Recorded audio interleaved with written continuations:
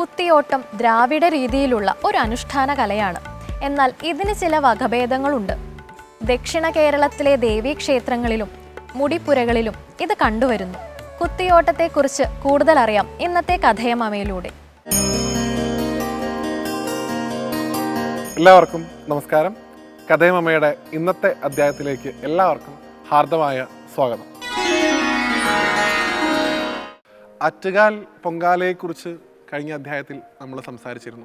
എന്നാൽ അതേ ആറ്റുകാലിൽ നടക്കുന്ന അല്ലെങ്കിൽ ദക്ഷിണ കേരളത്തിലുള്ള ദേവീക്ഷേത്രങ്ങളിൽ നടക്കുന്ന വളരെ വിശേഷപ്പെട്ട ഒരു ചടങ്ങിനെ കുറിച്ചാണ് ഇന്നത്തെ അധ്യായത്തിൽ നമ്മൾ സംസാരിക്കുന്നത്. അതാണ് കുത്തിയോട്ടം. കുത്തിയോട്ടം പുരുഷ കേന്ദ്രീകൃതമായിട്ടുള്ള ഒരു ആചാരമാണ്. പൊങ്കാല എങ്ങനെയാണോ സ്ത്രീകൾക്ക്, അതുപോലെയാണ് കുത്തിയോട്ടം ബാലകന്മാർക്ക് അല്ലെങ്കിൽ പുരുഷന്മാർക്ക് എന്ന് പറയാം. പൊതുവിൽ കുട്ടികളെയാണ് അതിൽ തിരഞ്ഞെടുക്കാറുള്ളത്. ആറ്റുകാലല്ലാതെ കുത്തിയോട്ടം നടക്കുന്ന കേരളത്തിലെ പ്രധാനപ്പെട്ട ഒരു ക്ഷേത്രമാണ് ചെട്ടിക്കുളങ്ങര ഭഗവതി ക്ഷേത്രം. ആറ്റുകാലിൽ പൊങ്കാല ദിവസമാണ് അതിൻ്റെ പ്രധാനപ്പെട്ട ചടങ്ങുകളൊക്കെ നടക്കുകയെന്നുണ്ടെങ്കിൽ ചെട്ടിക്കുളങ്ങരയിൽ ഭരണിയാണ് പ്രധാനപ്പെട്ട ദിവസമായിട്ട് കണക്കാക്കുന്നത്. ഇതിന് രണ്ടിനും കൃത്യമായിട്ടുള്ള പരിശീലനവും വ്രതവും ആവശ്യമാണ്.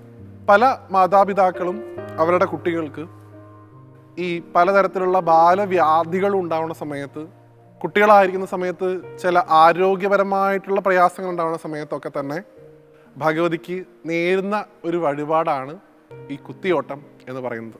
അമ്മേ, ഈ ഒരു വ്യാധിയിൽ നിന്ന് എൻ്റെ കുട്ടിയെ അമ്മ രക്ഷിക്കുകയാണെന്നുണ്ടെങ്കിൽ ഇവനെ ഞാൻ കുത്തിയോട്ടത്തിന് വിട്ടോളാം, അല്ലെങ്കിൽ കുത്തിയോട്ടത്തിൽ പങ്കെടുപ്പിച്ചോളാം എന്നുള്ള ഒരു വ്യവസ്ഥ ഭഗവതിയായിട്ട് വെക്കുന്നു. അങ്ങനെയാണ് ഈ കുത്തിയോട്ടത്തിലേക്ക് കുട്ടികളെയൊക്കെ തന്നെ നമ്മൾ എത്തിക്കുന്നത്. നമ്മുടെ ഒരു നേർച്ചയുടെ ഭാഗമാണ് അത്. അതിൻ്റെ പുറകിലുള്ള ഒരു ഐതിഹ്യപരമായിട്ടുള്ള വശം എന്ന് പറയുന്നത് ഈ ദേവിയുടെ ദാരികനുമായിട്ടുള്ള അല്ലെങ്കിൽ മഹിഷാസുരനുമായിട്ടുള്ള രണ്ട് സങ്കല്പവും പറയാറുണ്ട്. ആ യുദ്ധത്തിൽ ദേവിയുടെ പടയാളികളായിട്ട്, ദേവിയുടെ ഒപ്പം സഞ്ചരിക്കുന്ന ആളുകളായിട്ടാണ് ഈ കുത്തിയോട്ട ബാലന്മാരെ നമ്മൾ ചിത്രീകരിക്കാറുള്ളത്. അതുകൊണ്ട് തന്നെ അവരുടെ വേഷവും അങ്ങനെ ഒരു യോദ്ധാവിൻ്റെ, ഒരു പോരാളിയുടെ വേഷമൊക്കെയാണ് അവർക്ക് കൊടുക്കുക. സാധാരണ അവരുടെ പരിശീലന സമയമായിട്ട് കണക്കാക്കുക പലയിടങ്ങളിലും ഈ ശിവരാത്രി മുതൽ ഭരണി വരെ ഇരിക്കുന്ന 7 ദിവസമാണ് ഇതിൻ്റെ പരിശീലന സമയം. അപ്പോൾ കുത്തിയോട്ട ആശാന്മാർ എന്ന് വിളിക്കപ്പെടുന്ന ആളുകളാണ് കുത്തിയോട്ടം പരിശീലിപ്പിക്കുക കുട്ടികളെ. അത് പരിശീലിപ്പിക്കുന്ന എല്ലാ ദിവസവും വീട്ടിൽ വരുന്ന ആളുകൾക്കൊക്കെ മൃഷ്ടാനം സദ്യ തന്നെ കൊടുക്കണം എന്നാണ് അതിൻ്റെ വിധിയിൽ പറയുന്നത്. അങ്ങനെ 7 ദിവസത്തെ പരിശീലനമൊക്കെ കഴിഞ്ഞ് കുത്തിയോട്ടമൊക്കെ അഭ്യസിച്ച കുട്ടികളെ പിന്നീട് ക്ഷേത്രത്തിലേക്ക് ഘോഷയാത്രയായിട്ട് പറഞ്ഞു വിടുകയാണ് ചെയ്യുക. അവിടെ ചൂരൽ മുറിയൽ എന്ന് പറഞ്ഞിട്ടൊരു ചടങ്ങ് നടക്കുന്നതായിട്ട് പറയാറുണ്ട്. കുട്ടികളെ ഏറ്റവും മനോഹരമായിട്ടുള്ള വസ്ത്രങ്ങളൊക്കെ ധരിപ്പിച്ച്, തലപ്പാവൊക്കെ ധരിപ്പിച്ച്, അവർക്ക് സ്വർണത്തിൻ്റെ നിറമുള്ള പഴുക്കടക്കയും കത്തിയും കൂടെ അവരുടെ കയ്യിൽ കൊടുത്ത്, മനോഹരമായിട്ടുള്ള സ്വർണ്ണ നൂല് കൊണ്ട് അവരുടെ അരയൊക്കെ ബന്ധിച്ച്, അവരുടെ ദേഹം മുഴുവൻ കളഭമൊക്കെ പൂശി അവരെ ക്ഷേത്രത്തിലേക്ക് ആനയിക്കും. ഈ ആലവട്ടവും വെഞ്ചാമരമൊക്കെ വീശിക്കൊണ്ടാണ് ആ കുട്ടികളെ ക്ഷേത്രത്തിലേക്ക് പറഞ്ഞു വിടുക. പിന്നീടുള്ള ദിവസങ്ങളിൽ അവരവിടെയാണ് കഴിയുക. ആ ഒരു ചടങ്ങിനെയാണ് ചൂരൽ മുറിയൽ എന്ന് വിളിക്കുന്നത്. ആ ചടങ്ങ് നടക്കാത്ത കുത്തിയോട്ടങ്ങളും ഉണ്ട്. ഇപ്പോൾ കൊല്ലം ജില്ലയിലെ പല പ്രദേശങ്ങളിലും ചൂരൽ മുറിയൽ എന്ന് പറഞ്ഞ ചടങ്ങില്ല. അതിന് പകരം കത്തിച്ചു വെച്ച നിലവിളക്കിന് ചുറ്റും പുരുഷന്മാർ ഭഗവതിയെ പാട്ടുപാടി സ്തുതിച്ചുകൊണ്ട് നൃത്തം ചെയ്യുന്ന ഭാഗമായിട്ടാണ് അവിടെങ്ങളിലൊക്കെ കുത്തിയോട്ടം നടക്കുന്നത്. കൊളുത്തിയോട്ടം പിന്നീട് കുത്തിയോട്ടമായി എന്നും വ്യാഖ്യാനിക്കാറുണ്ട്. കൊളുത്തി വെച്ച നിലവിളക്കിന് ചുറ്റും നടക്കുന്ന വേഗത കൂടിയ നൃത്തമാണ് പിന്നീട് കുത്തിയോട്ടം എന്ന പേരിലേക്ക് മാറിയത് എന്നുമാണ് ആ ഭാഗത്തുള്ള വ്യാഖ്യാനം. എന്തു തന്നെയായാലും നമ്മുടെ കുട്ടികളെ ഭഗവതിക്ക് സമർപ്പിക്കുന്നതിൻ്റെ, ഭഗവതിയുടെ ഭടന്മാരാണ്, ഭഗവതിയുടെ സേനാംഗങ്ങളാണ് ഈ കുട്ടികളൊക്കെ തന്നെ എന്നുള്ള സങ്കല്പത്തിൽ സമർപ്പിക്കുന്ന ഒരു ചടങ്ങാണ് കുത്തിയോട്ടം. വളരെ മനോഹരമായിട്ടുള്ളൊരു ചടങ്ങാണ്. കുട്ടികൾ നിരവധിയായിട്ടുള്ള ആൾക്കാർ ഇന്നും അതിൽ പങ്കെടുക്കാറുണ്ട്.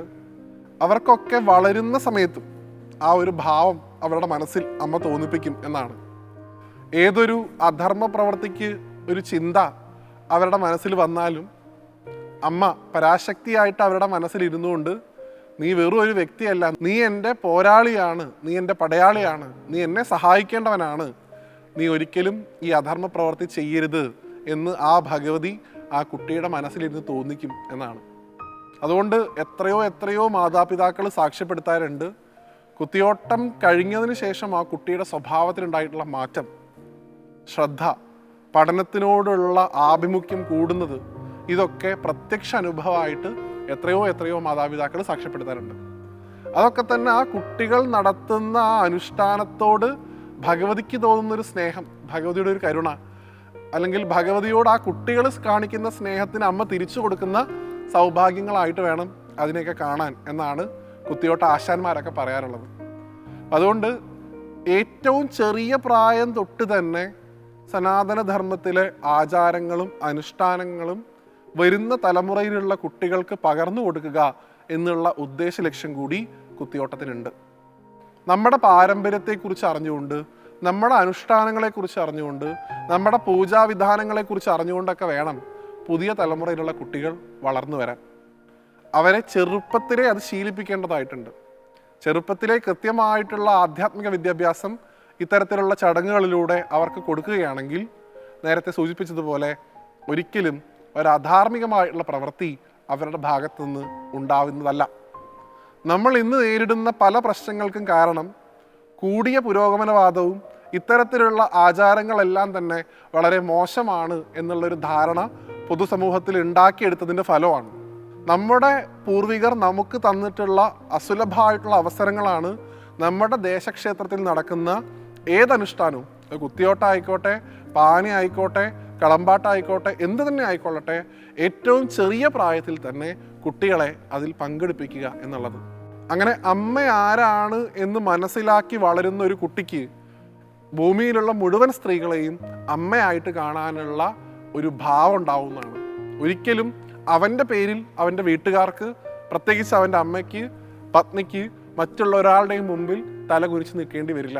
അപ്പം ഏറ്റവും മഹത്തരമായിട്ടുള്ള, ഏറ്റവും അധികം മനോഹരവും കൂടി ആയിട്ടുള്ള ആ കുത്തിയോട്ട ചടങ്ങിനെ കുറിച്ചിട്ടുള്ള ഒരു ലഘുവിവരണം അമ്മയുടെ കൃപ കൊണ്ട് നമുക്ക് ഇന്ന് ഈ കഥയം അമ്മയിൽ ഉൾപ്പെടുത്താൻ സാധിച്ചു.